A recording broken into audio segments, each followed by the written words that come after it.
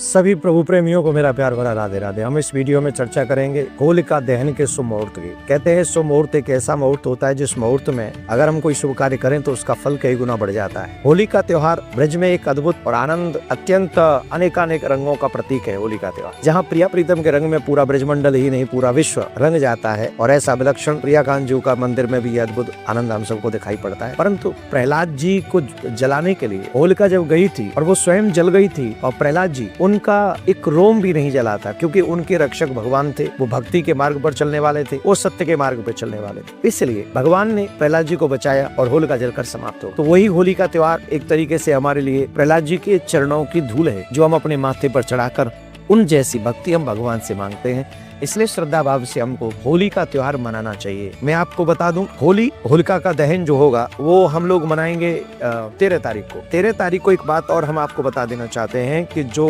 पूर्णिमा है 13 तारीख को, वो पूर्णिमा प्रारंभ हो रही है 10:02 पे, और उसी समय से प्रारंभ जब से पूर्णिमा हो रही है तब से लेके 10:02 से लेके रात्रि 10:37 तक भद्रा लगी हुई है। और भद्रा क्योंकि शुभ नहीं मानी जाती है, बहुत क्रोधी स्वभाव की है, और भद्रा नक्षत्र में भद्रा जब आती है तब उस समय कोई शुभ कार्य नहीं होता है और वो शुभ नहीं माना जाता है। इसलिए भद्रा होने तक हम ये होलिका दहन नहीं कर सकते। तो होलिका का दहन हम लोग कौन से समय करें, वो मुहूर्त क्या होगा? तो जो बेस्ट टू बेस्ट टाइम है, जो शुभ मुहूर्त है, वो मैं आपको बता रहा हूँ। मैं आगे बताऊंगा, उससे पहले कुछ उपाय मैं आपको बताता हूँ कि देखो हमारे यहाँ कहते हैं ना कि जब होलिका दहन होती है तो हम लोग नए अनाज हमारे घर में आता है, तो वो बाल आती हैं तो उनको हम लोग होलिका को भी अर्पित करते हैं, और अपने घर के बड़ों को, हमारे ब्रिज में तो राम राम करने जाते हैं कि वो अनाज के दाने लेके बाल जला के फिर उन सबको हमारे गांव में बांटते हैं। हम लोग अपने घर के बड़ों को, छोटों को देते हैं।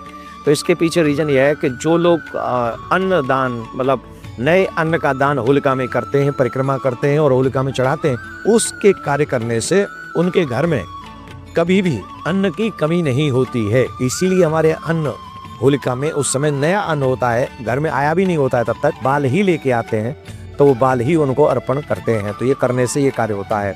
और एक और बात, देसी घी में भिगे हुए बतासे, लौंग और पान के पत्ते होलिका में डालने से क्या होगा? बड़ी समस्या है। हमारे घर में पैसा आता तो है पर रुकता नहीं, हमारा कर्ज बहुत बढ़ गया है, चुक नहीं रहा है। तो ऐसे लोगों को देसी घी में बतासे भिगोकर और लौंग उसमें रखकर होलिका को चढ़ाना चाहिए। तो उससे क्या होगा? आर्थिक समस्याओं का समाधान होगा। दूसरा, कपूर और हरी इलायची, इन दोनों को होलिका में चढ़ाने से जिनके घर से कभी बीमारियां नहीं जाती हैं, उनको कपूर और हरी इलायची मिलाकर होलिका को समर्पित करना चाहिए, जिससे घर की बीमारियों का समाधान होगा। लौंग और पान का पत्ता, ये होलिका में चढ़ाने से हमारी बीमारियां, हमारे रोग, जो बड़े बड़े रोग हैं, उनसे मुक्ति मिलती है। गेहूं बालियों का मैंने आपको बताया ही है। हवन सामग्री में देसी घी मिलाने से एक बहुत बड़ा उपाय होता है। कई लोग कहते हैं कि हम बड़े दुखी हैं, हमारे बच्चों का विवाह नहीं हो रहा है, ये समस्या है, वो समस्या है। तो ऐसे लोगों, जिनके पर्सनल सुन रहे हैं इस वीडियो को, जिनके घर में समस्या है, विवाह के बच्चों की समस्या है, बच्चे सुन रहे हैं उनके विवाह की समस्या है, तो उन लोगों को चाहिए कि वो हवन सामग्री में देसी घी मिलाकर उस होलिका की जलती हुई अग्नि में डालें। ऐसा करने से उनके विवाह में जो प्रॉब्लम आ रही है वो समाप्त हो जाएंगी। तो अब मैं आपको बताता हूँ कि होलिका का शुभ मुहूर्त क्या है। तो होलिका का शुभ मुहूर्त है रात्रि में 10:50 से लेकर 12:10 तक। ये बहुत शुभ समय है, और इस समय में होलिका दहन करने से आपके भक्ति भाव को भी आगे वृद्धि मिलेगी और आपके बाल गोपालों को भी यश मिलेगा। तो आप इस होलिका का त्योहार 13 तारीख को होलिका दहन होगा, और आप इस शुभ मुहूर्त में होलिका दहन करें। आप सबके लिए होली की बहुत बहुत शुभकामनाएं। प्रिया कांजू कृपा करें कि आपके जीवन में यश, वैभव, तरक्की बनती रहे, और आपके बच्चे यूं ही सनातन की सेवा करते रहें। राधे राधे।